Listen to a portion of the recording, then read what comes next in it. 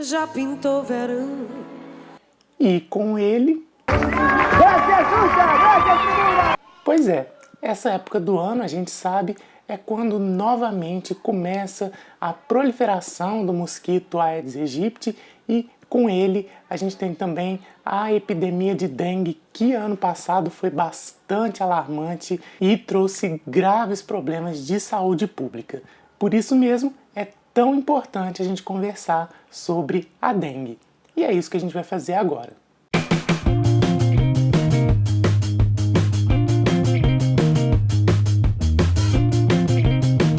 A gente sabe que existem 4 subtipos do vírus da dengue.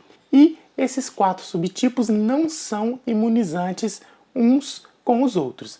Isso quer dizer que quem já teve a dengue do tipo 2, por exemplo, pode ter a dengue do tipo 1, do tipo 3 ou do tipo 4. E o maior problema relacionado a isso é que o indivíduo que já teve dengue, quando ele tem novamente um outro subtipo, ele tem uma maior tendência a desenvolver as formas graves da doença. Quando a gente fala em dengue, a gente pensa imediatamente no grande vilão da doença. E é claro que eu estou falando do mosquito transmissor da dengue, o Aedes aegypti, né? A gente sabe que é um mosquito que pica geralmente durante o dia, né, pela manhã e no final da tarde. É um mosquito que precisa de água parada para sua reprodução e os ovos eclodem após 7 dias. A gente sabe também que somente a fêmea transmite o vírus, porque somente ela é hematófaga. A gente já teve no Brasil épocas em que a gente conseguiu controlar completamente a dengue através da erradicação do Aedes aegypti. Hoje, disse que isso é uma tarefa praticamente impossível, porque o mosquito está muito adaptado à convivência com o homem. A gente sabe que hoje em dia tem se falado muito da dengue, né, associada às outras duas doenças, né, que é o Zika vírus e a febre chikungunya.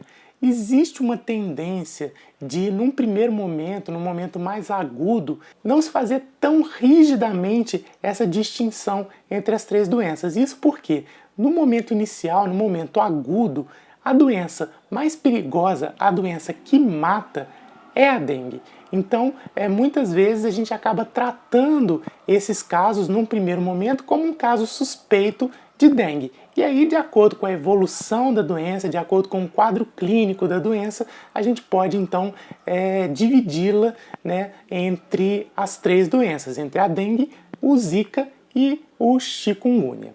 A gente já conhece mais ou menos o comportamento clínico da dengue, até porque muitos de nós, incluindo eu mesmo, já tiveram dengue. Mas não custa a gente sistematizar e relembrar qual que é o quadro clínico da dengue. A primeira característica clínica da dengue que vai de cara levar a gente a suspeitar que estamos diante de um quadro da doença é a febre. Uma febre alta e de início súbito, né? Uma febre de 39, 40 graus que vai ter um início súbito e vai durar aí em torno de 2 até 7 dias. Além disso, a gente vai ter cefaleia, a gente vai ter a dor retroorbitária, né? A típica dor atrás dos olhos, que também é bem característica da dengue, além de algumas características de uma síndrome febril, né, de uma síndrome infecciosa, que é a adinamia, a falta de ânimo. Ela pode vir associada com a artralgia, embora a artralgia seja uma característica mais marcante da febre chikungunya, né, a dor da dengue é uma dor mais difusa, uma dor muscular, né, uma dor generalizada que não é tão caracteristicamente assim uma artralgia. A gente pode ter o exantema maculopapular, que vai aparecer em aproximadamente 50% dos casos, né, que é o rache cutâneo, aquelas manchas vermelhas na pele. E caracteristicamente esse rache cutâneo, esse exantema, ele aparece mais frequentemente no momento que a febre está começando a melhorar, né, lá por volta do 5º ao 7º dia. E aí, quando esse exantema, quando o rastro cutâneo está melhorando, ele tem como característica trazer prurido, né? Que não vai acontecer com todos os pacientes, mas pode acontecer. Menos característico, menos comum na dengue, mas que também podem aparecer, são sintomas como dor abdominal, anorexia, náuseas, vômitos, diarreia, né? São então sintomas que também podem estar associados à dengue. E o que torna a dengue uma doença perigosa, uma doença que pode efetivamente levar o paciente à morte, é a chamada dengue grave, né? É o que se chamava de dengue hemorrágica, né? Mas hoje já não se usa muito essa denominação, que é um momento em que o aumento da permeabilidade vascular, né, vai levar à perda de líquido, a uma perda expressiva de líquido, porque o vírus lesa o endotélio dos vasos, os vasos começam então a perder líquido, a gente pode então aí ter vários problemas relacionados a isso e o paciente pode chegar até ao choque, né, que seria aí o ápice da gravidade da dengue, que pode sim levar o paciente à morte. Boa parte dos casos de dengue vão evoluir de maneira benigna. De fato, muitos pacientes têm a doença e sequer percebem que a tiveram. Mas existe a possibilidade de que a doença evolua de maneira ruim, evolua, né, para essa dengue mais grave, em que a perda de líquido se torna realmente muito significativa e traga más consequências para o paciente. É por isso mesmo, e a gente vai ver isso mais à frente, que a hidratação do paciente ela é primordial no manejo da dengue.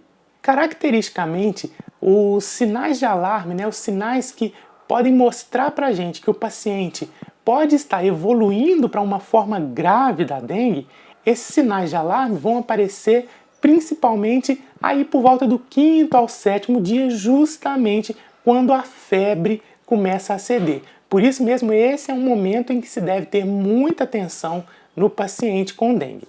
E é muito importante a gente conhecer esses sinais de alarme, até porque a gente precisa passar para o nosso paciente, né, que se ele observar, né, que ele está na evolução da doença apresentando esses sinais de alarme, ele precisa procurar, né, a ajuda de um médico. E aí você pode ter um pouco de dificuldade para decorar, né, quais são os sinais de alarme da dengue.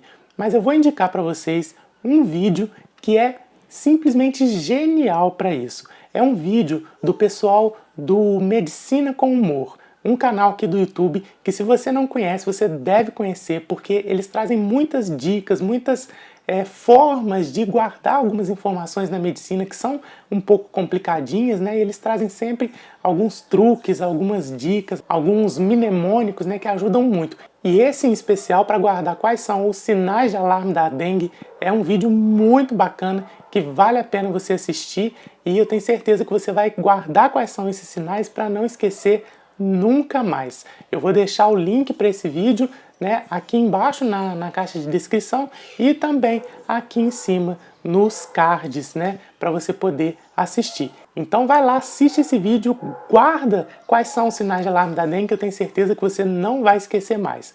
Mas afinal, quais são esses sinais de alarme? Como eu disse, os sinais de alarme da dengue vão ser sinais que vão demonstrar para a gente que aquela dengue ela pode estar evoluindo para um quadro mais grave. E aí eu apresento para vocês aqui esses sinais de alarme até na mesma ordem que é apresentado lá no vídeo do Medicina com Humor, para facilitar a sua memorização. Então a gente tem a irritabilidade ou letargia, a gente tem sangramento de mucosas, vômitos persistentes, acúmulo de líquidos, que pode ser na forma de uma ascite, de um derrame pleural, de um derrame pericárdico. A gente tem dor abdominal intensa e contínua, a gente tem hipotensão postural ou lipotímia e o aumento progressivo do hematócrito. E tá faltando nessa lista aqui, eu acabei esquecendo de colocar, a hepatomegalia, né? O aumento do fígado, que também é um dos sinais de alarme da dengue.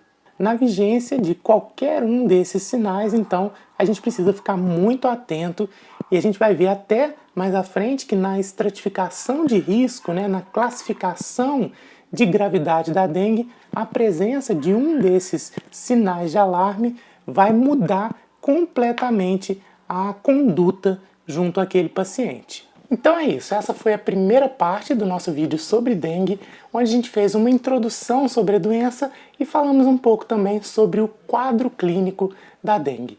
No próximo vídeo a gente continua falando sobre a dengue e a gente vai mostrar um pouco de como se dá a evolução da doença e como se faz o diagnóstico. Eu te espero lá!